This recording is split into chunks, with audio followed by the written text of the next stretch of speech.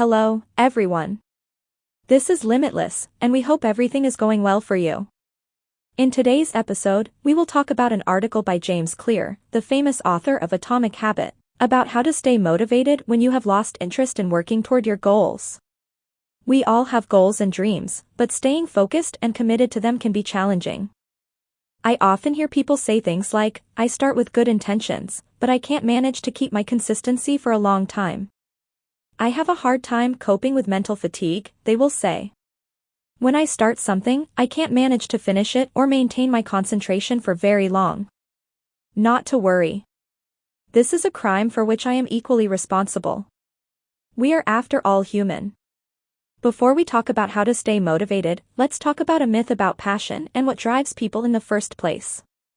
On this day in the gym, James met a coach who had worked with thousands of athletes over the course of his long career, including some Olympians and athletes who were ranked in the top 10 in the country. James introduced himself and we began talking about the process of improvement. What makes the best athletes different from everyone else?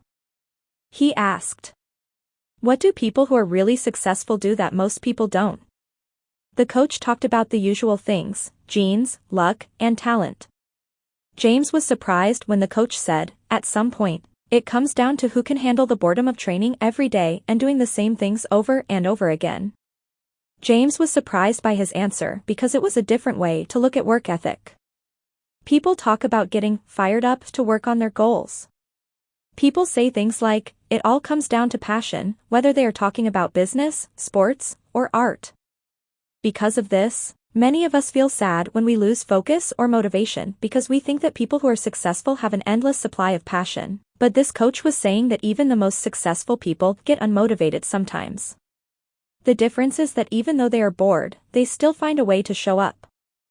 He says that being able to do the work even when it's hard is what sets top performers apart from everyone else. That's what separates professionals from amateurs. Hence, it's very important for us to realize that it's not the event that matters, but is the process that counts. We tend to think that our goals are all about the end result way too often. We think of success as something you can achieve and complete. Here are some common examples. Many people think of health as an event. If I just lose 20 pounds, I'll be in shape. Many people think of starting a business as an event. If we could get our business in the New York Times, we'd be good to go. People often think of art as an event. Getting my work shown in a larger gallery would give me the recognition I need. These are just a few of the many ways we can think of success as a single event. But if you look at people who consistently achieve their goals, you start to see that it's not the events or the results that make them different. It's how much they care about the process. They fall in love with the daily routine, not the event itself.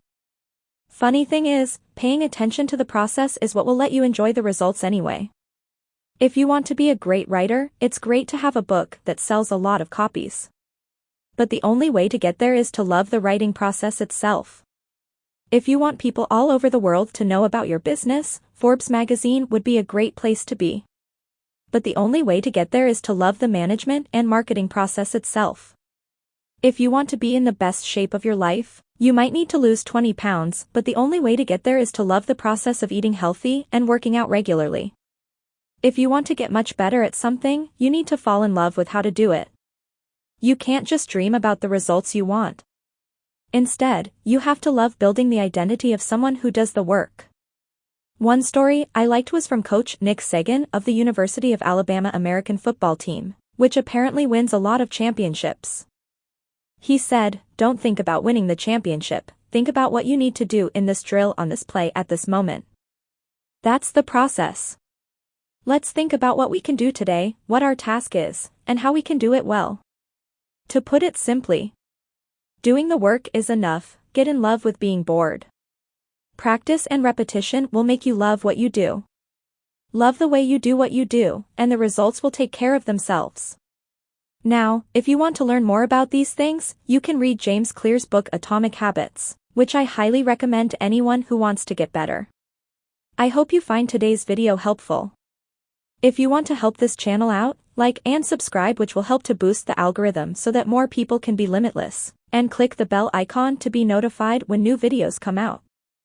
Thanks for watching, and I'll see you in the next video.